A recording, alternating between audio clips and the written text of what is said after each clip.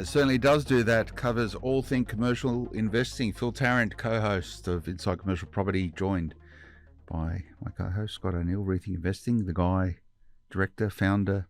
What other titles you got? That'll Chief do, bottle yeah. washer. Yeah. Anything that's required. Yeah, used to be a bottle washer. Yeah. 5 years in a pub. Yeah, have you actually done your time in the pub? RCG, yeah. Full Which pub do you work in? Would have been some fancy one somewhere. No, Cronulla Sharks. Yeah, 5 years there. Just pulling schooners. I used to do the graveyard shift, 12 a.m. till 6 a.m. on the pokies, cleaning up ashtrays. That's a horrible job, isn't it? Yeah, it was a character building, that one. So you actually have to sit there and do all the gambling, just watching. No, that was before I progressed to that. It was literally cleaning ashtrays. That was just walking around. Yeah. But it was double time, so means to an end.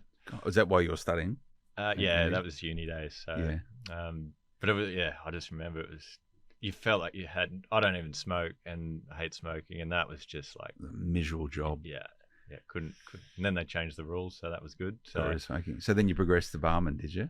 Yeah. And then it took about a year of doing that. Then playing with the actual pokies where you what I can't remember what you call it. You basically like deal with all the technical side of it. So you fix the problems when they get jammed and how dodgy were they? Like, poker machines. Oh, they pay out much?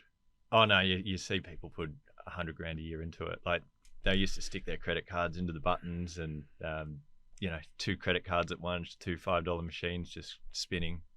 And you talk to all the patrons and you just you often say, well, why are you doing it? And they're just like, well, I don't want to die with the money. It's my right to do it. Like there's that kind of attitude with a few, and they're just addicted. They chase it. Boredom was the main one. I think they just went there. They like the noise and the buzzing. Sounds a lot like commercial property investing. Yeah.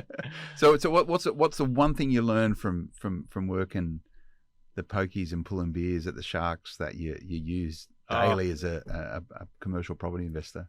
It made me never want to gamble. And like I'll do the odd sports bet thing if you're watching a game, but I know the house wins, and it's so ridiculous to me to put money into it because it's guaranteed to lose. Yeah. And I've just seen thousands of examples. So gambling got very boring for me after that.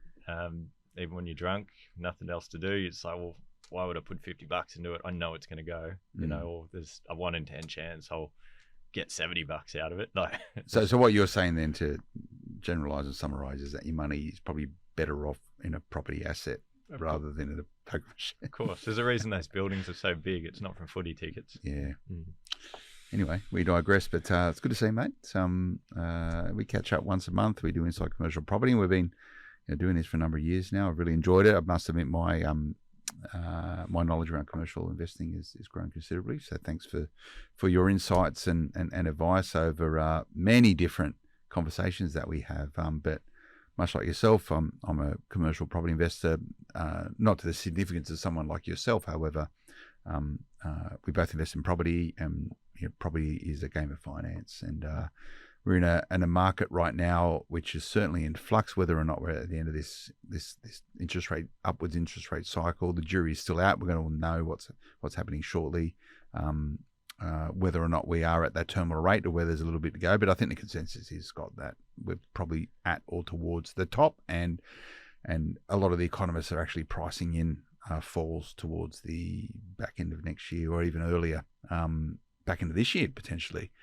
So who knows? But we like talking about mortgages. I don't know anyone that likes mortgages. Most people would rather not have a mortgage. It actually means death pledge in French. So I don't know anyone that loves having mortgages, but they're a necessary evil for ensuring you can be probably most productive as an investor if you're using the one of the marvels of the world of leverage, right? To do it, there is some cash buyers out there doing stuff, but most of us do have home loans. So we thought we'd get someone into the studio to help us out with this. And if you're tuning into this via the YouTube or any of the social media channels, welcome. Thanks for coming along and checking out. And you can probably see Pham here. He's from Rethink Financing, which is part of the Rethink family. He's your personal broker. Does your mortgages? Yeah. So plus everyone else's. It was about maybe about 7 years ago. There was I had another broker I was working with. He was a little bit less experienced with doing commercial loans, and and many of our clients were as well. And we were having trouble with that broker. And this guy who worked for a different company was the fix-it man. So when a deal blew up, I'd call him and say, please fix it. We need the client sorted. I need myself sorted. And I don't know, he did probably like 20, 30 of these. And that other guy left the industry. And then I asked, do you want to come over and join Rethink and run the show over there? And I was surprised he said yes, because he was his own broker and did his own thing. And fast forward to 2023, he's done thousands of deals for clients. One of the best commercial brokers in the country. He does my 6-month process of a refinance regularly, which I don't pity him to do that, but I could have probably imagined how complicated that is. Yeah, but he's sorted us in type situations. Even when I bought a house in Sydney and APRA changed the rules, I remember calling him at 10 o'clock at night going, how much money am I going to lose? Am I totally stuffed here? And he found a way to fix it last minute, so that saved me from an embarrassment. Down to the wire. Yeah, It was hairy. Yeah. Well, I did a podcast recently on the Smart Property Investment Show, which is part of the Property Investment Podcast Network, where you're tuning into this, and with Mark Burris, who is probably one of the most well-known sort of people around mortgages in Australia. We had this proper sort of, we love broker moment, where he were what was he calling him? He's sort of like national treasure. He was calling brokers a national treasure, and I was sort of calling them critical infrastructure, which is sort of channeling this idea of what is required in order to continue to advance Australia, and mortgage brokers, write 70% of all loans now. It's a huge amount. So critical infrastructure is a bit of a technical term, but they are the backbone and the bedrock in many ways of property markets in Australia, and one of the great reasons why Australia is a great place to be is that the health and security of our banking system, and how that sort of interfaces with property, and how most Australians hold their wealth in property. So guys and girls like you, Son, you're there at the very heartbeat of this nation, making sure Aussies can get mortgages so they can build their dreams, whether it's owner occupiers or property investor. But it's a tough market. So, It is. I really today want to talk to you about what is the current state of play, mortgages specifically around commercial property. Anything you're seeing that's working well, any sort of secret sauce that you hold tight and no one really knows about? I'm going to try and get that out of you. And just generally, do you actually like mortgages? We do. I do love it. If you know what I'm like, if you're a client of mine, like, you can get me nearly at all hours of the day, except when I'm sleeping. Yeah. But brokers don't sleep, by the way. Constantly thinking even in my sleep. Yeah. But like, I'll still be up after hours, put the kids to bed, and I'll be up tapping away, just working on some deals, because all day I'll be on the phone talking to clients, and then after hours I'll sit down and actually do some work, process, get my team to help me out with some things. But yeah, totally love it, totally enjoy it. I wouldn't be here doing it with Scott if I didn't, because it's a full-on game, and commercial is a little bit trickier, and that's why I love it. No two deals are the same. Every client is different, and it's about understanding your client, what is it they're trying to do, and trying to navigate the policies of all the lenders. A lot of clients just see a rate and, I want that rate. Well, yeah, but you can't go there for this reason, because your situation is a bit unique or different, and that lender's policy doesn't like that. So it's a game of puzzling, just trying to put the pieces together. So outside of a check, which is good when you get a deal done, it's how brokers get paid by the lenders. So where's the satisfaction for you? Is it getting a deal over the line, like winning? Is it the hey, I've got this one sorted? Yeah, pretty much. So our first contact, you speak to a client, you say, hey Phil, what's going on? Tell me about your situation. They tell you about your situation. They go, what are you trying to do? And then, all right, you start gathering all the information. You do your servicing. Right, it won't work here. You'll go over there. But then there might be something else with their situation that might be a bit of a hiccup. And so, when we finally get that right lender, speak to other bankers. We're happy to do the deal, put it through. And once you get that approval, it's just like, yay, that it's going to happen. So that's when satisfaction comes in, because we know that we're going to help these clients get that property that they want. So how tough is commercial lending at the moment? It's tougher than what it was 12 months ago. It's always been tough, right? It's never easy. Well, no, it was pretty good a year ago when rates were really low. But definitely in the last 12 months, like all of our guys, all the brokers, we've it's a lot of work the last 12 months just trying to get the service, because every month when you do servicing, it's valid for that month because interest rates have gone up. And when you speak to a lot of bankers who've had experience for 30 years in the industry, they're like, well, they've never seen it go up this fast so quickly. Yeah. And every month we're just scrambling to like redo. So 1 minute we're saying, oh, you can do $1 million, and then next month it's less and less and less and less. And then you get the double-edged sword of increases to standard of living. And so that was a double-edged sword for us, because now we have to increase living expense measures. So that really hurt. But we're still getting good wins right now because what you find when things are tough, prime lending like major banks, etc., they got low LVRs, interest rates are good, but it doesn't let you help you get to the next stage, which might be acquiring a property. And so we go to like your alternatives, your non-banks, whose policy is a little bit more generous, and they allow you to, do the funding. Yes, it's a little bit more expensive, but you got to look at it, in the scheme of things, right? So we had a really, and we're seeing it a lot right now, clients purchasing last year. I have one client who we're actually doing right now, purchased for 2.1 in WA. The rate he got it at was about 4.6 at the time, which is still 2% higher because everything was around 2 something at the time. The reason why we took him there was because he wanted a higher LVR, because he didn't quite have the funds to do the typical, 65 or 70% LVR, because anything above $1 million is typically, 65, 70%. He could only do 75, right? So I've got a specialty lender, took him there, paid a 4.6. Now fast forward to today, we've had 3.5% interest rate, so he's crying, right? He's at 8%. However, the good news is we've had a reval, right? I said, look, I think your property's gone up in value, right? The lease is stacking up. We can reval. He did. It is now worth 2.4, right? So it's gone up 300K in 12 months, right? So for that incremental interest rate, yes, that he's paid, he's still ahead, because if he's paid an extra 2% on a $1.5 million loan, that's $30,000, right? But he hasn't paid $30,000 in 1 year. It's just been for a period of time. It is tax deductible, but the big winner here is he's got that 300 grand in growth, right? And that's timing the market rather than time in the market. It's got to get both right, but and it's cost of doing business, right? You can either sit on the sidelines and not play, or you can get stuck in and look, it might be expensive for periods of time. You talk about this sort of double-edged sword of the rapid speed in rate rises means that it's eroding people's serviceability, but running a lockstep with that is rising costs of living. So you're getting hit twice, right? I imagine for you, Scott, that poses challenges, because if you're having to rework pricing every single month, people want to move fast. If they're ready to buy, they're going to want to buy, right? But if you can't find the right stock for them to buy, it's just eroding their ability to buy at a particular level. So that's another layer of complexity put into it. You finding that a lot?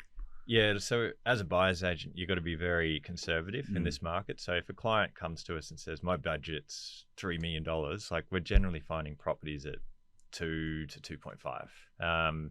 So you put a bit of fat in there at the front end. Yeah. And look, sometimes a client can push it. Like they might have a strong business behind them, or, they've always got a little bit of money they don't mention to you just as a buffer. Like, you have a chat with them, you build a relationship with the client, and you can plan that together. But yeah, it's generally not a market you go to the wire. You keep the buffers, because valuations can be a bit more conservative. Banks can just randomly say, I'm going to offer you 5% lower LVR. Or like Son mentioned, the whole serviceability calculator is compromised at the moment. So we have more deals crashing at the moment. That's our biggest negative. As a result of finance. Correct, yeah. And it's many different types of finance issues. Like I'd say valuations are part of finance. The LVR issue, and even just the delays with the banks are so slow at the moment. So you miss deadlines. So there's a bit of that going on, and that's all contributing to the market being weaker than it was last year, which you can see it. The prices are, probably about 75 basis points better on a yield. So mentioned that last time. If it was a 6% yield last year, you're probably buying that property at a 6.75 net yield. So there is a advantage on the yield day one because of all this. Yeah. Finance has caused it, and the sentiment's still good. Like the buyers are there. They're actually getting held back by finance, not sentiment. And I sort of spoke about there's people that, don't need mortgages. They're still out there hustling hard, right? They're not. So they're able to move a lot more nimbly and decisively, right? Because they're just cash buyers. Correct. Yeah. And that was the little gripe I had last week. We're just seeing the cash buyers have ignored the market. A lot of, I'm generalizing, but there's some that are just paying way too much for assets just because they're parking money up. They're skipping the whole finance process. Agents love them because they're literally, it's just money for jam, really. It's just buy it, no DD or very little, no finance, no valuer, just buy it. And unfortunately, we don't play those types of rules because we want finance. Like, you need finance to maximize your cash on cash return. So even if you've got $100 million in the bank, you'd still get a $100 million loan on top by 200 million. So, well, and that's, that 100 million in cash, right? Like, you pay that out, but if you've got that in debt, it's all tax deductible, right? So this is when you need a really good accountant, which we spoke about getting an accountant in our VR, and we've done that. So Son, how slow are the banks at the moment? It depends on which bank you talk to. Okay, let's split it between sort of the big 4 or 5. We'll include Macquarie in with that. So yeah. So Westpac, St George, ANZ.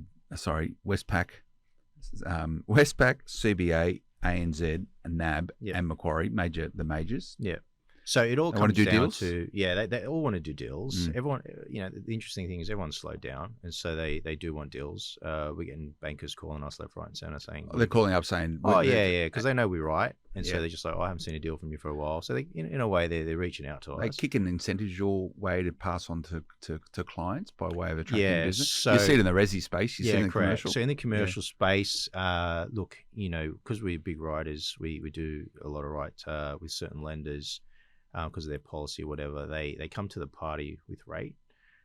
So what you'll find in the industry on average, you're probably looking around 6.7 for a commercial deal, but we're still able to secure probably a low 6, and even maybe a high 5 if we're lucky. With the majors. Right? At what sort of debt sort of rate is it? So big numbers. You're probably looking around 65, something like that. Okay. For I guess, or even a 60 for a 5 in front. Yeah. But it's all to do with the risk profile of the client, and the property itself. So they look at the client, which I call the sponsor. They check that all out, and then your LVRs, the location, the asset, the lease, all of that. And if they're happy with it, they can give you better pricing. Sometimes some lenders are aggressive because they've bit priced out of the market in the last campaign or something, and they've lost a lot of business to, let's call it NAB, and so they come in with a promo, to get some of that business back. So we've already been told by one lender that they're coming out with another promo soon. And some of those promos might be, for example, there's no establishment fees, correct? Right, which could be thousands of dollars, right? Correct. That's an easy thing for them just to write off. Yeah, so we've got one lender at the moment, well, actually a few now. So one lender's publicly come out saying, no estab fee up to a certain amount, no valuation fee up to $5,000. It's a great proposition, saves thousands of dollars for our clients. Doesn't suit every deal though, but if it fits, you've got that. And then because of that, you've got other lenders who haven't publicly said we're going to waive the estab fee, but to win the business, they're willing to waive it, right? But they wait for you to ask, do they? Yeah. Okay. So we encourage clients, if they are going directly to a lender, to negotiate those fees. But every deal we do, we ask the banker, hey, can you give us something on this? And we usually, put 2 banks together. So we'll go out to the general market. If it's, a $5 million deal, whatever it is, we'll go, right. We send it to all of our bankers in the top 4. And we say, hey, this is the deal. And we just kind of knock them all out. And the last 2 standing, I kind of peg them at each other. Oh, this guy's doing that. So you create competitive tension, right? Correct. Yeah. Do they know who they're bidding against normally? Or you keep it pretty tight? I tell them because we have a good relationship. And the bankers know at the end of the day, look, we do what we do for our clients. It's not like, I hate using you or whatever, and I'm just using you to win deal over here. We write deals. You don't need to like your banker. Let's be fair. As long as well, no, we love our bankers because they give us love, and it's the only way to do business. And this goes to the clout of a mortgage broker, right? If you're just going singular directly to, I wouldn't even know how you get a commercial loan from a bank branch. Like you walk in there and say, "I can have a commercial loan." They're going to go, "Don't know what to do," right? So, but like, what sort of level of relationships you have at these sort of these banks. Is a business bank, I would imagine. Yeah, You've got business senior bank. people who are Correct. decision makers. They've got delegated authority to actually get Correct. deals done. Yeah. So certain banks have like a premium space. So you got premium brokers for the commercial space, and they give you a bit more love and attention, more resources behind it, and they answer your calls a lot quicker. They come to you like, so we put a deal in front of them. We expect like an answer, hopefully that day. Yeah. And if you're a broker who doesn't really roll out commercial, you don't get premium banking sort of. You get stuck in the queue. Yeah, you get stuck in the queue, and it's a bit longer. Yeah. And so the bankers are very critical to us in our relationship. So if we get a banker that we're not happy with, I'll make it known that, look, we're not getting the attention or the emails coming back to in a timely manner. Can we please speak to someone else? Yeah. And all you want from them is speedy responsiveness to support your clients. You don't want them to send you a bottle of whiskey at Christmas to say thanks for your business, right? It's a bit old Christmas ham, right? Right. Yeah, we just want a quick sort of high level answer. Yeah. So we normally send the deal saying, hey, these are the parameters. What do you think? Yes, we're happy with 65, 70, whatever it may be. Great, tick, and then we go speak to our client. This is what we kind of have. Yes, all right, let's get moving. Provide me documents, blah, blah, blah. And then, we find the answer. I'll put you on the spot. Who's the best bank to deal with at the moment? Ooh, good question. Recording this very late in March. Oh, look. We know all the banks are okay. So. You send your email to Scott, info@rethinkinvesting.com. Yeah, that's right. No, I hope they're not listening. Nah, don't worry, they're listening. I guess it really depends on what we're trying to do. But we love Westpac at the moment for our lease stock products. Okay. I was going to ask about lease stocks, but anyway, we'll get to that in a moment. Yeah, because that is just a very quick, simple, easy solution. We can ignore a lot of the client's personal position, and we can just get the deal done. Westpac's always like lease stock type stuff, right? Yeah. I personal opinions, I think they're the leaders in it at the moment. Okay. Yeah. Well, there you go. Westpac is a free plug for you. We do have other lenders who say, "Oh, we're coming out with a really good pure lease stock product." Okay, I'll wait. What's the easiest business to write at the moment? Like at what level? Like dollar wise? So let's say 60, 65 LVR, so good, safe business. To be honest, I actually think a non-bank is better. Okay. In terms of getting the deal done. Because quickly or getting a deal, just getting it done. Getting it done. Okay. So quickly, no. So the non-banks we use is like a full doc. Yeah. But their policies with servicing is really good. Assessment rates, right, is a big problem. Resi, you've got 3% assessment rates, right? Commercial is a bit lower. And what you're finding in this environment too is this is why we think the environment is getting better, because buffer rates for commercial are coming down. Can you explain what a buffer rate is? Yeah, sure. So when a client goes for a loan, they take the base rate. So the base rate's called 6%. They'll add on 3% in the resi world. Yeah. So you're looking at a 9% assessment. Yeah. So that loan now has to be, call it $1 million, has to be assessed at 9%, which is $90,000 interest only. Does their income cover that, right? But in the commercial space, Westpac as an example, they recently reduced it from 1.5 to 1%. A buffer, right? So that's 2% different than 100%. Resi. And what's their logic for that? Well, they've also got an ICR coverage, yep. Right? And so this ICR, let's call it 2 times. You better explain what ICR is. Yeah, so ICR is interest cover ratio. So let's call it 2. Your rents that you receive has to cover their interest at 2 times, right? Yep. So that's also come down. So with all these interest rate rises that we've had, they've had that buffer in place, right? But now we're at peak and they see it changing and coming down, or there's no more interest rate rises, and that's why they've pulled it back. So the interest cover ratio was higher, it's down to 1.5, and they've reduced their buffer rate from 1.5 to 1. Yeah. So that's a good sign that we're seeing that we believe that we're at peak, yep. and things are just going to improve now. So that's helped us with lease stocks go from 50% LVR up to 60, 65 if we can get the right yield on the property.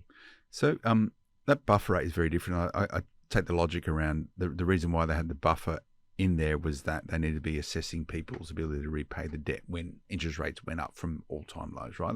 That's smart business, right?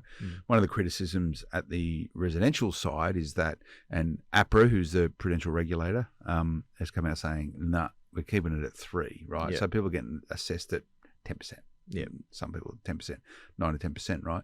So why why is it less in commercial? Does the APRA, because it's sort of more commercially orientated, does APRA's influence not be as significant when it comes to commercial interest rates? Yeah, good question. Difference is resi is regulated. Yep. Commercial is not regulated. Exactly. That's What I wanted you to say. Yeah. Okay, explain that. Yeah, so I guess NCCP, responsible lending, we have a responsibility to make sure that client can service, Yep. which means we have to look at everything, right? But because it's not regulated, we don't have that.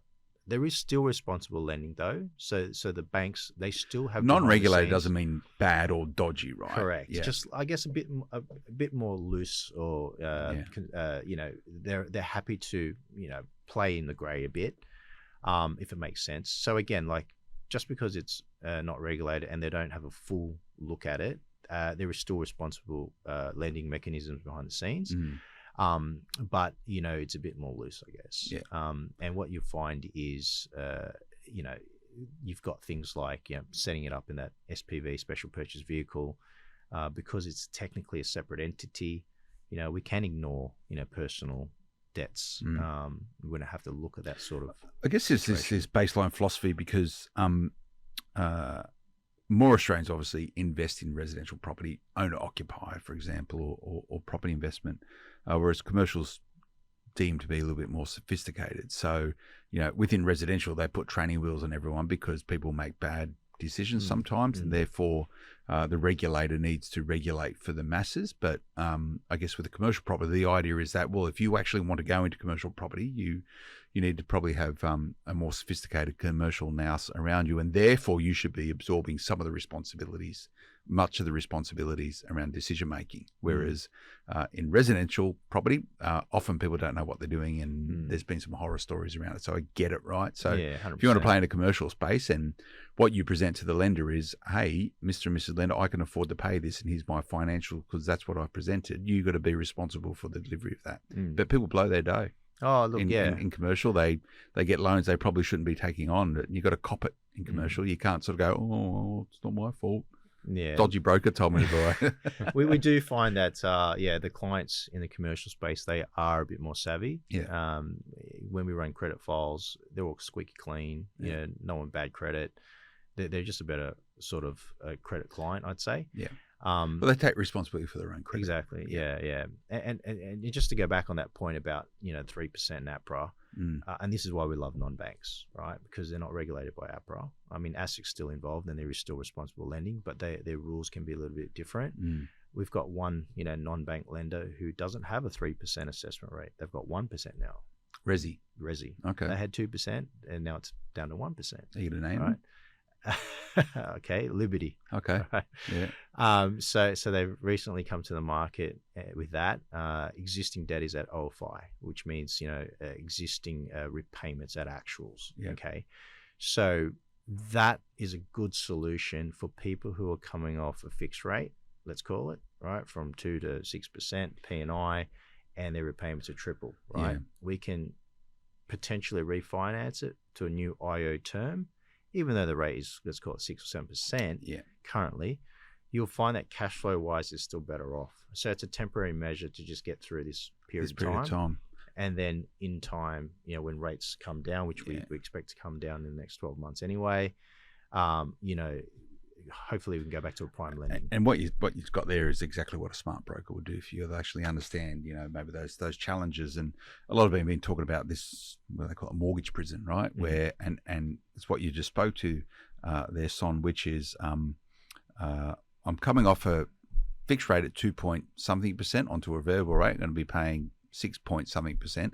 I can't afford it. I want to refinance my loan, but I can't refinance it because I take it to another lender, and my serviceability is not going to allow me to take on the debt, and I can't refinance with the bank that I am currently with because my serviceability won't allow me to take on that amount of debt. But so as long as you're still able to pay your interest payments, the bank will be okay with it, right? So you get locked. So what you're talking about there is actual solutions. Correct.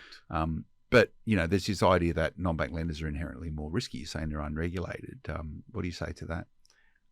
Look, I wouldn't say it's riskier because lending is lending. They're lending you money. It's securitized lending. So they're lending you based on the fact that they hold that asset. And GFC wasn't a classic example. When the GFC happened, 15 years ago, there were some non-bank lenders that went belly up, but people don't lose their homes. They continue to pay. What normally happens, trustee steps in, and you'll find that major banks will gobble up that book. They just buy the book. They buy the book. It's going to be technical there, but essentially one bank buys the other person's Correct. debt. So they buy that, I guess, securitized debt, and then you essentially start paying back the mortgage to, let's call it CBA, because they bought that non-bank lender's book. You'll find the interest rate will probably go up a bit because the banks will charge a bit of a premium because they just spent money to buy that book, right? So I wouldn't say it's riskier, right? Because it is securitized lending. Yeah, and I think if you're sort of intrigued by that sort of stuff, is it called The Big Short? Is that the movie around the GFC? Yeah. And that gives you a sense for sort of this grouping of mortgages and grouping of risk where they say, 60% of it is really good people, 20% of it is a little bit sort of, how's it going? And then 10% of it is really, really crap, but you make the most money off that stuff. So this is how mortgages work. It's a bit... But the difference is, I guess, Australia, much, much more regulated. We are, because of APRA and what we've just spoken That's about. right. The inherent strength of our banks, what I was chatting about at the start of this podcast, is the fact that they're pretty well regulated. That's right. And you're not going to... Well, hasn't happened. You're not going to get a run on the major banks in Australia, right? Their asset allocation is pretty good. Even how much money they need to keep in cash versus what debt they have out there is another really strong.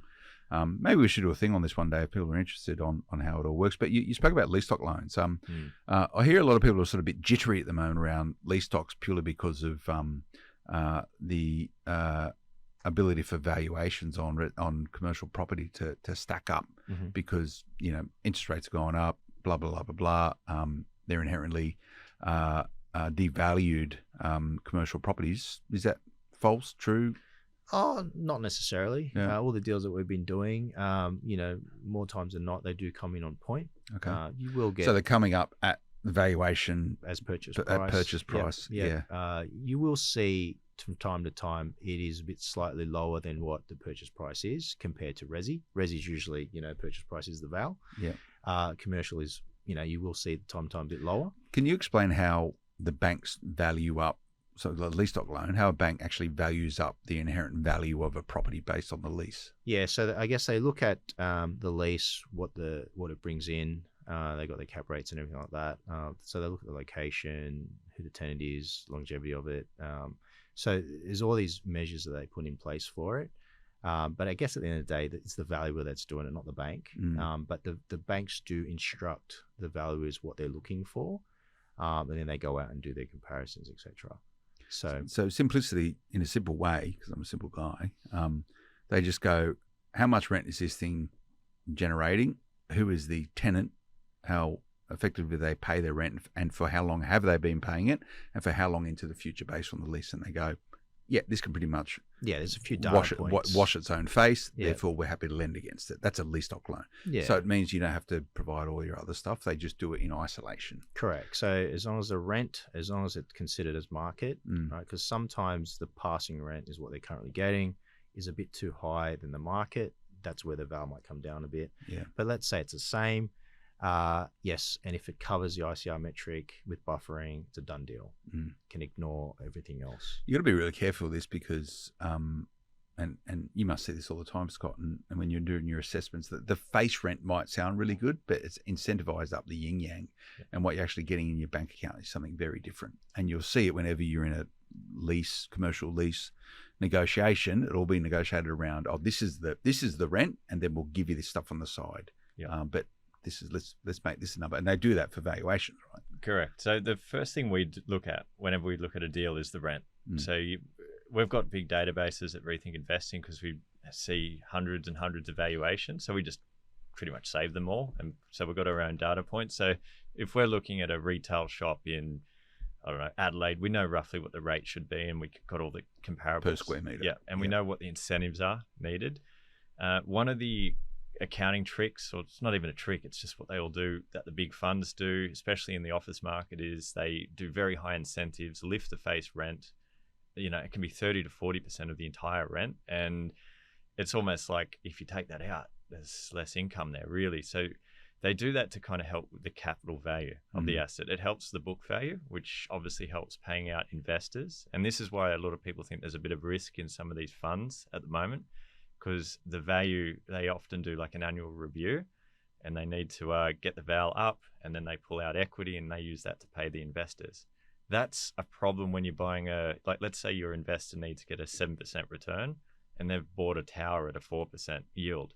So they're using 3% growth just to top up the investors. So that's risky stuff. 3% growth in the capital value to extract that out to pay the investors down. Yeah, You sit there and just go, it's house of cards. Yeah, in cash flow. So imagine it doesn't grow for a while. And then where are you going to get that extra funds from? So what they're doing at the moment is selling. So we're seeing funds, it's almost a two-speed market. Your individual investors like us are aggressive. We're seeing value. We're seeing prices still rising. That's, call it under 10 million. And above that, funds are not buying, and they're not buying from each other at the same rate. They're actually selling. So that's how they're getting their equity, selling off their kind of cheaper assets, their ones they don't want. So you're going to see lower growth in that level of building versus the cheaper stuff, because the demand is just different. And that's caused from, I guess, the differences in, I guess, the yields. And yeah, the valuations aren't going to be going up as quick. They're relying on rental growth. So that some of the industrial funds are going to do quite well.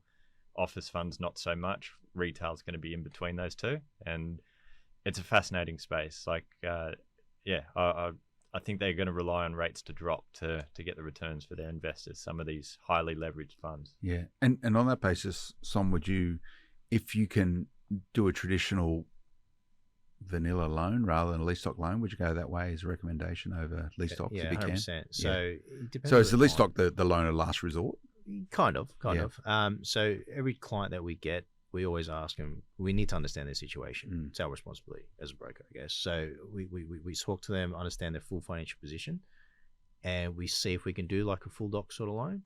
If we can't, then lease stock. All right. You'll find that you can do full doc probably most of the time, but again, that's going to like a non-bank where the interest rate's a bit higher, but you'll get your 70s, 75, 80%, whatever. But the ones that want a good rate, okay, 65, 60, but yeah, we do look at full doc as a first option if possible. Yeah. Some clients come to us saying, look, I've got too much stuff, too complicated. I just want simple lease stock. I just can't be bothered doing it. Can't be bothered. Yeah. I got one like just yesterday, you wrote to me, I got 1.3 ready to go and I don't want to be put through the ringer. What's my lease stock option? And I just told him what it was. Right. So what sort of rate you get? Low 6. It's not bad. Yeah, it's not bad. What sort of asset is this person buying? Well, I'll leave it up to the investing guys, to find him something. But I've given the parameters of what they could go for, assuming that interest rates don't go up again. But if there's a bit of buffer in it. Who's buying commercial property at the moment? Everyone. Just generalize for a moment. All right. So, and we're talking about not the big funds and stuff. We're talking about punters like us. Sure. Yeah. Okay. So look, mums and dads have probably slowed down a little bit. Mums and dads at PAYG, they're probably hurting a little bit. The ones where we're still seeing good, strong demand is trading businesses. So people who run, a small business, good net profit, servicing is not a problem. Okay. So they're still willing to buy because they're cashed up, just like what Scott said. They want to park some money somewhere. So they're taking it out of business profit, parking property. They've got net profits. They've got net profit. Net profits, and they've just built up that net profit over time. It's just sitting in a bank account. They've got $4 million, $3 million ready to go. So there's some people out there cashed up. Again, not everyone, but they're probably ones that are really strong at the moment, and not an issue with funding. The mums and dads are still wanting to buy. We're still being able to place them, but it's a bit of a trickier conversation because they're worried about rate. And I keep saying to these investors, look, you got to look at the long-term picture. Whilst the interest rate is high now, you're going to get that growth on it. Just like that client of mine last 12 months, 2.1, 2.4 now. Because of that spread, we can now go back to a lease stock and get him the low 6. And now I can save him that 2%. So he's not taking on any more debt. He just wants to refinance. He just refinance it out at a higher LVR and therefore get a more mainstream lender. Correct. Yeah. So he's going to save some money now. So the good thing is, look, we got him in because he didn't have the funds at the point in time. Yeah. Property's 12 months later, property's grown in value. You've got that equity. The LVR is lower. We've done the val. We can refinance this as a lease stock. Good yield. Away you go. Right? He's happy as Larry. Because he bought a good asset. Does it take a lot more time, energy, and effort because you're full doc with a major lender who's going to have to bare his soul, right, and give everything to get all that sort of stuff? Is the juice worth the squeeze? Yeah. So look, it is a lot of work for us, Mm. but it's a satisfaction, I guess, at the end of the day, because we know that client's going to be a client for life. Yeah. Right. They're going to always come back to us. We can always do their lending. So there's always potential out of it. Sometimes right now as well, some of our guys, we're doing a lot of work with just pulling out equity, ready to go for the next purchase. So, resi loan, collecting all docs, go through the whole process, pull out $1 million, sits in offset. Guess what? We get paid zilch, right? Net of offset. They change the rules. Brokers get nothing. So when our guys tell our clients, pull out $1 million, and they think we're getting paid for it, no, we don't, right? Until they use it later, right? So we're parking it ready because we know that when they do come back in time, we'll get paid, whatever, and we'll do the commercial loan, etc. But the funny thing is, some of these specialized non-bank lenders, they don't want you to be on their books for a long time. They want you to get in, they make their money, and you get out. So it's like a halfway house, a stepping stone. Solution. And they're conscious of that, and they build their business around that idea. That's right. Yeah. Hence the reason why I pay a few more bucks on the way in establishment fees, and because they know no one's doing 75% above $1 million. Let's say there's only a handful, right? So they know the mark, they know where they sit, so they're prepared to pay a little bit, charge a little bit more, and clients happy to do that as well. What's the arrears like on those sort of deals? Are they sort of standing up? People paying their loans back? Yeah. People paying their loans back. You find interesting as well, like low doc. The low doc arrears is typically lower than a full doc. Okay. Right. And that's funny because low doc, you're not really looking at everything. Yeah. So it's an interesting beast. And is it people who have low docs are maybe a little bit more financially savvy? Yeah. They know what they've got to do and they meet their commitments, right? Because they're business owners. Yeah. Their livelihoods are behind the business, and they want to make sure that at the end of the day they can still trade, right? Because at the end of the day, if they don't pay their bills, they can't get funding, everything falls apart. Yeah. So you find that low doc sort of customers, they are generally very good at repayments, even though it's slightly higher. Yeah. But, again, it's cost of doing business, right? That's right. If you want to spend the time, energy, and effort to get a full doc, it might be faster to just go low doc and cop a little bit more and then refinance on the refinance later on when you sort your stuff out. That makes sense. 100%. Or group it, right? Rather than sort of doing a individual loan every sort of 2 or 3 months, which is painstaking. You can club up. I'm not providing any financial advice here, by the way, but you can club up a number of sort of low docs with non-banks, and then when you get your financials ready, you can just refinance them all at the same time, right? That's smart business. Yeah. Makes your job easier. So we've sort of been chatting about loans, mainly probably I'd say outside of self-managed super. How is it inside of SMSFs now? There's more lenders back doing commercial stuff in self-managed super? Yeah, it's an interesting piece. There's not many operate there, right? Yeah, not many. We've seen more non-banks come to the party. The banks are all kind of said no. There's a couple of tier 2s that do it. Why don't the banks? It's pretty safe business. Yeah, I know. So it's I never really understood it. I know. So I think their books are quite full from years ago when they did first went get hard. into it. They went hard, and I think their books are a bit full. And I think it's all got to do with the whole LRBA, limited recourse borrowing.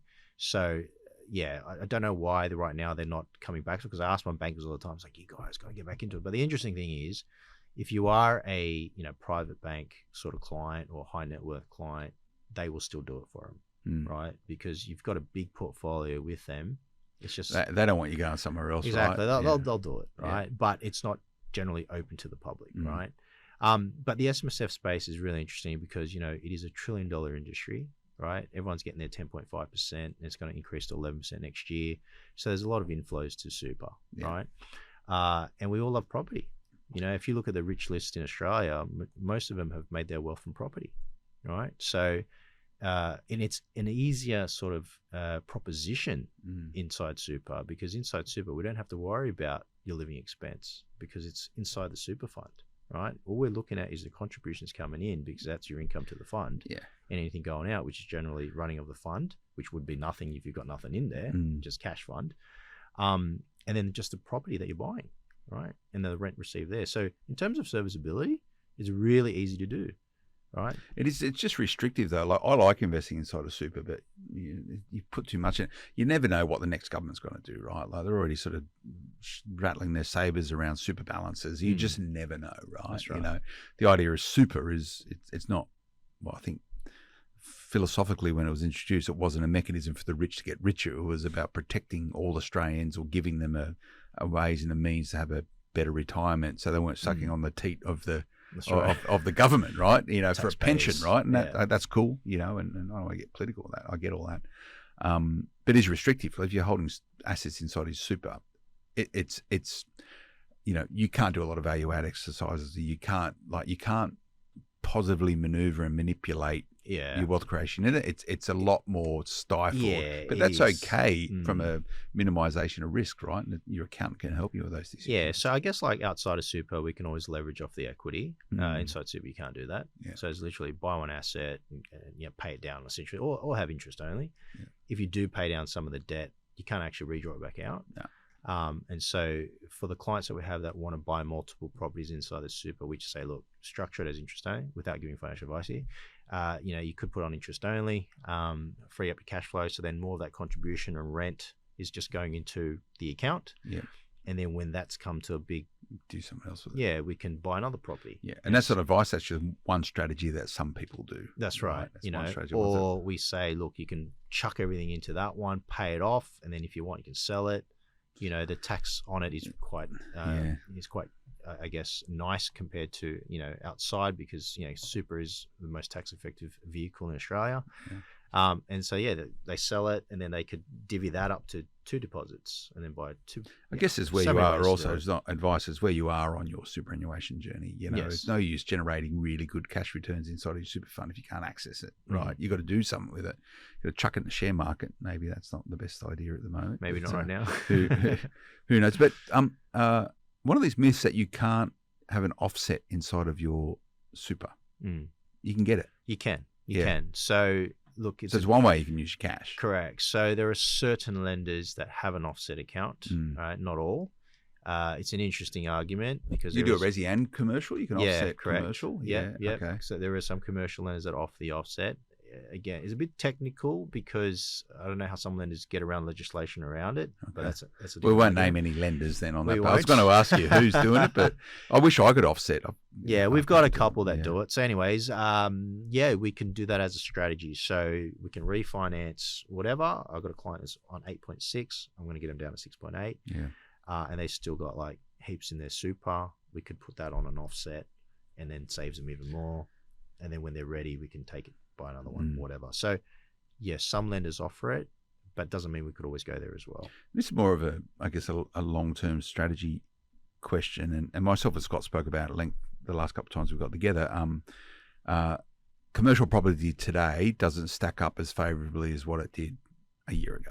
It's fact, right? If you're a leveraged investor, i.e. you have a mortgage, so your returns aren't as good. That doesn't necessarily mean, because most people are at a 65, 70% LVR, that people are going to negative territory.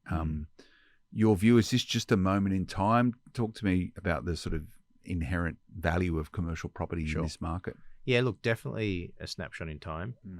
Commercial property typically is, positively geared. Those clients that do 65% LVR, and if it is 35% cash, whatever, they are still positive today, right? Even if the rate is at 8%, right? That's generalizing. Yeah. We do have a lot of clients. Depends how your asset performs, right? So I'm just looking at, I guess, yield in terms of the rent received, if it covers cost of holding. And what you find is, and this is why we love commercial, right? You've got in the leases, you got built in, 3 or 4% fixed, or CPI, whichever's higher. CPI is good at the moment. 100%. And so those clients, I've got CPIs on mine. Yeah. So some of those clients that are, got that option, they're exercising it right now, and that's why we've seen lately these yields have come back up. Yeah. So we're doing a few deals above 7. That's people exercising the increase in rent. So Correct. It's a structured increase in rent. 100%. Every year you Anniversary. Push it up 7% at the moment, right? Correct. That's a big chunk. So these existing leases, they've got 3 years running on it. They're 1 year in. Hey, it's time to renew. Hey, CPI, boom, increase 7%. And that's part of the increased cost of operating for businesses in Australia if their leases are going up by 7%. Yeah, 7%. So the long-term view is, with these built increases, you'll see that the positive cash flow will come back. We believe interest rates are at peak and they will start to come down. Who's we believe? Is that you? I guess We believe. a lot of the cohorts in our industry, I guess. I tend to agree with you, by the way. Yeah. I think we're pretty much terminal now. Yeah, we're pretty much terminal. And again, it's seeing what the lenders are doing with policy. We know that they're kind of they What are fixed rates looking like at the moment? Fixed rates, they're not too bad. Yeah. And that's another indication of why we think we're at peak, because rewind the clock 12 months ago when you've got rates, all of a sudden fixed rates are now at 5% and when variable was still at 2 or 3. That's a big sign that, hey, they expect massive increase. But right now we're finding variable and fixed rates are becoming almost on par. Okay. And I've even seen on the resi side, I've seen one lender put a lower fixed rate than what the variable was. 2 year, 3 year? That was only 1 year. 1 year. Yeah. So I was looking at it, I was like, whoa, okay. So even that's kind of like saying, well, they probably think it's going to come down as well. Yeah. So yeah, look, if the clients want certainty around repayments, fix it if you like. But we think it's going to come down. So run the gauntlet. I think just put on variable. There you go. Well, you certainly knows about mortgages, Scott. Yeah, Mr. Fix It. Yes, Mr. Fix It. That's what he does. He's a fixer. Yeah. Yes, that's what Christopher Pine was back in the day. He was a fixer. He fixes things. He was his last job was Minister of Defence, but he was well known for fixing things. So he fixed stuff. Can most things be fixed if you get onto it early enough? Yeah, I'd say so. Look, Yeah. solutions are there. We haven't even touched on like fully private lending, right? Private lending is like LVR where you go, no servicing required, right? So private lending is where the bank just goes, yeah, we want this person. Let's just give them a big line of credit. Correct. It's all asset based, right? Yeah, So they're saying you've got $1 million asset. No worries. Here's 60% value. I won't do servicing, won't run credit checks, nothing. Yeah. Here's your money. Because at the end of the day, if it all goes pear shaped, they just take the asset and sell it and get their money. So And that's what the last couple of deals I've had have been that, and they've been very different from everything else I've done previously. The banker actually really wants to know the plan of the asset, like what are you going to do with like value adds and where's the upside, like how long do you want to hold for it? Like it's really, they're kind of like in the journey with you, which I've never had before. So private bank's more active in this environment, do you think? Like how do you get to a private bank? Like what do you got to be or do? Or it's really just LVR, really. So when I've been in this game for a while now, and what we see is when times start to get tough, people move away from prime lending because it's too hard, get into more the non-banks, and it's too hard, as in it's onerous to do it. It's restrictive. Well, yeah. I mean, the process is still the same. Yeah. Still got to provide all the docs. It's hard in terms of, because where interest rates are. Everything's moved so fast. People's wages haven't increased, cost of living. So all these pressures have made it harder to get prime lending. But for those deals where, even I couldn't take it to a non-bank because servicing or something is an issue, but the client's got like, $1 million or something like that, and they really want this asset. They have to have it for whatever reason. Private bank's your option, private, because they don't look at anything, right? They just go, well, I hold the asset, 60% LVR, we'll do the value, it all stacks up here, where you go. You're going to pay through the nose for interest though. Yeah. But again, the client might want that asset because it's for their business, it's the right location, whatever it may be. And then within time, look to refinance it out, so get their financials in order or the market drops, whatever. And we solve that solution later. Okay. Any questions, Son? We've covered a fair bit. Only real quick one a lot of clients ask me is how much would you allow if they got the deposit ready, like from a banking lending time frame, just for approval? Because obviously we put offers subject to finance. Yeah. What would you allow for with different banks? Oh, I guess we've always done the 21-day finance. I'd like to see probably 28. But it really depends on. So 28. So saying I'm going to sign this deal, but I want 28 days to confirm whether or not we're going to go ahead with it. Yeah, correct. So it's a finance condition. Finance condition. So it gives us. And that's not a structural mandated thing. That's something that can be negotiated by. Yeah, that's something that the investing team will negotiate. Because what you find is every property is different. The location's a big one. Yeah. Valuers, if it's CBD, metro, they can do it within 5 days because it's easy for them to just get out there and value it. Yeah. But the ones that are a bit out of town, like they'll go, oh, well, we only go up there once a week. And, it's a bit of a drive, so we'll charge you. You know what? Like it's Murphy's Law. It's one of these laws, I reckon, where whether you negotiate 7 days, 21 days, or 28 days, it'll always be approved on the last day. Oh, 100%. Like it's always going to be, we don't know if it's going to happen, we don't because it's going to, and then it just makes the negotiation harder for, in your point, the buyer, like the buyer's agent on behalf of the buyer, because it compromises your ability to negotiate on other stuff. And they're going, what's going on? What's going on? What's going on? They always expect for it to go to right to the 11th hour. Yeah, I blame the valuers mostly. They see the timeline and they're like, they push it out, right? So you got to always tell them 2 different dates. So can you influence the valuer at all in terms of, like, I know in Resi a lot of people go, they'll meet the valuer and say, look what I've done here, and I've added all this value and all that sort of stuff.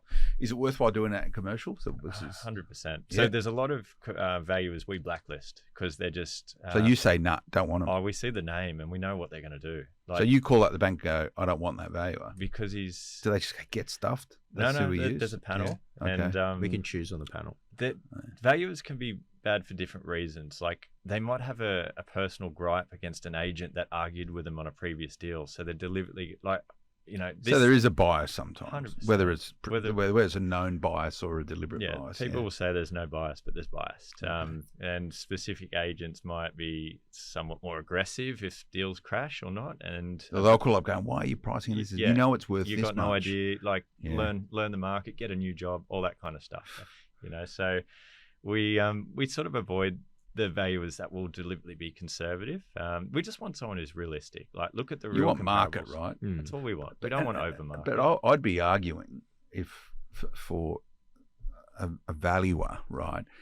A deal originated by a buyer's agent, you would assume should be a pretty good deal because the buyer's agent's operating on behalf of the buyer to get a good deal. Like, it's not very often. I don't know. Maybe it happens where the buyer's agent's putting deals which are out of market, right? Yeah, look, buyer's agent shouldn't have an effect, but one of the things valuers do is if it's an off-market deal, like nearly 80% of what we do is off-market. Yeah. Some valuers think... Is it really off-market though? True people off-market. Go, like true off-market. People go, we do off-market properties, we just... Yeah, like an example is like a lease gets drawn that day, and then that day there's a lease in place, we buy it before it's even like signed, before it's marketed anywhere, before it hits it. So if it hits a real estate platform, it's not off market. No, that's just it's been flogged around a database, so it's not off market. But some valuers don't like off market because they think it hasn't been trialed by the market. Okay, they think it's non-competitive, even though as a buyer's agent, I think it's the opposite. We've bought it without competition. They just look at it differently. So some valuers don't like off market. Some respect an off market because it's all to do with the cap rate and the square meter rate on the rent. It's pretty simple metrics. So we just work with the valuers that are, I guess, commercially minded, really. And and there's normally 3 to choose from, so it's pretty easy. Okay, so not all valuers are created equal. No, there's some good ones and some. It's funny, right? Like how do you want your valuation to stack up? Well, you want it to be. Sometimes you want it to be more than what it's worth. Sometimes you want it less. It's like it's horses for courses, right? You like a big valuation, don't you, Son? Well, I just want to come on point, really. Yeah. Valuers will never put it more than what the purchase price is. Yeah. Just to protect themselves. But you will see them be a bit conservative sometimes as well, just to protect themselves. But yeah, as long as it stacks up, I'm happy. Which can be good sometimes. Maybe get one of your friendly valuers in. Yeah. Well, there's my second last purchase. I had a really good guy in. WA helped me through it, and we used it to get the price down to a degree. Like we worked together and sort of. Well, so you could actually go, I'm not paying this because the value's coming in this. You better drop your price. That's when you want your your valuation to come in under, right? Yeah. So you can use it's a really good negotiation tool. So, but you can't. But you shouldn't really. The valuer's independence is that they should say what it's worth in the eyes of the lender who's going to be putting the debt against it. Yeah. So correct, but you can work together and go. We think that.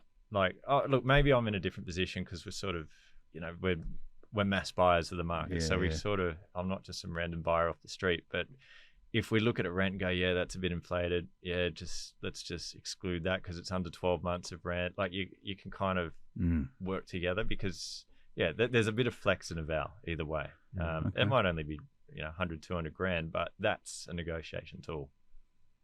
Cool. Yeah. Thanks for coming in, Son. No worries, Learned mate. a lot. It's a good time to be a broker. Oh yeah, it's a tough time, but no, it's good times. There's always work. I say too much work, compliance. When If times are anyone- good, people want loans. When times are bad, they don't want to refi. So we've always got work. So Yeah. yeah. Refinance has been booming, but that's sort of slowing down a bit now, isn't it? But Yeah. you'll get another kick into it. It's just, that to the point you made, your mortgage broker should be, understanding where you are and where the pressure points are in your financing for, everyone talks about this interest rate cliff. So there is solutions around it. Yeah, We're it's also, all about solutions moving forward. We're also looking for commercial brokers if anyone Oh, here we go. is looking. There you go. So We're we're desperate. turning to a recruitment podcast now, Yeah. is it? Oh, we need more brokers. How do you More know? work. How do you know? It's hard. How do you know if someone's a good commercial broker?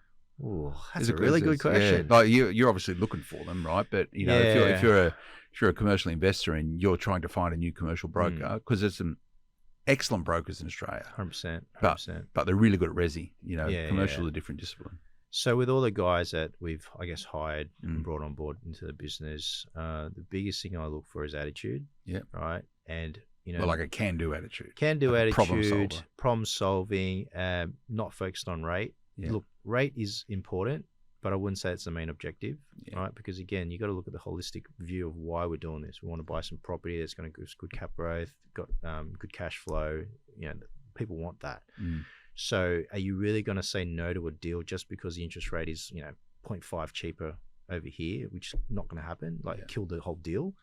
I've had brokers that have come and go as well because they couldn't get over that.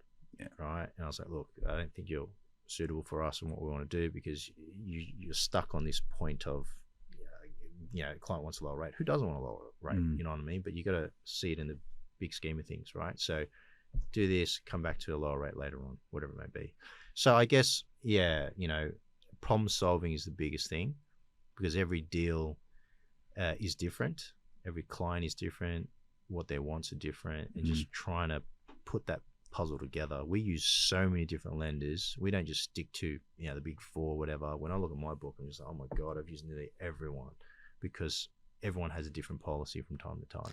And I think that's a good sense to, with a sort of disclaimer message, everyone's lending circumstances are different.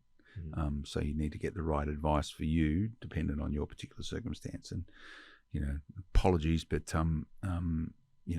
we're just a couple of guys talking about what you can do here. This is not in any way constitutes financial advice. I'm just but a humble journalist interested in mortgages. If you want to actually understand what's going on with your finances, you need to build the right team around you and go directly to a bank. That's cool. They'd be more than happy to take your business, but think about a mortgage broker as well. Tell them everything because then they'll get you the best outcome for yourself. But some ideas we've been chatting about today, and speak to your broker around it, see if it is relevant to you. Thanks for coming in, Son. No worries, It's mate. always Thanks good, for having mate. me. Scott, what's next for us after mortgage broker, accountants? I was thinking of doing a bit of a statewide roadshow, so maybe get two Queensland agents, Okay. or some Victorian agents, and just like drill down into some certain markets, the most popular ones. So maybe, let us know if you got any other suggestions. But that could be another 5 podcasts in a row potentially. Yeah, I think that's really good. And a bit of feedback on the last podcast, and apologies, my fault. The quality wasn't great. So we're in the studio, face to face here. So should be coming in with high definition sound, sponsored by Dolby. But I think we were both remote last time we got together, and a bit of a rush job that one. Yeah, I can't. Where was I? I was in Melbourne, I think, somewhere. Oh yeah, that's right. I was giving Melbourne Docklands a hard time. Smashed them. Yeah, they got to open a few more kebab shops down there. It's what you need at midnight. It's, anyway, there's a tip for Docklands. Get a restaurant that opens after 8 o'clock at night. If you're going to pack it full of apartments, people need to be fed anyway. Like Docklands, great place to be. Get it, great place to be. Scott and Ilka, if someone want to sort of interrogate, quiz you guys on this or Son or whatever, what's the best way? Yep. So just info at Rethink Investing. If they just want to talk to the brokers, Just inquiries at rethinkfinancing.com.au. All right, there you go. You're gonna get a barrage of probably. Yeah. Give me one of these lease I'll palm it off stocks. to the other brokers. Give me one of these lease stocks quick. But lots to consider, everyone. And remember, and we had a really good discussion. Check in with the accountant when you're sort of structuring with this sort of stuff inside super, outside of super. talk about SPV, special purpose vehicles. It gets a lot more complicated. So make sure you get the right advice. This is Inside Commercial Property with Rethink Investing. We'll see you again next time. Until then, bye-bye.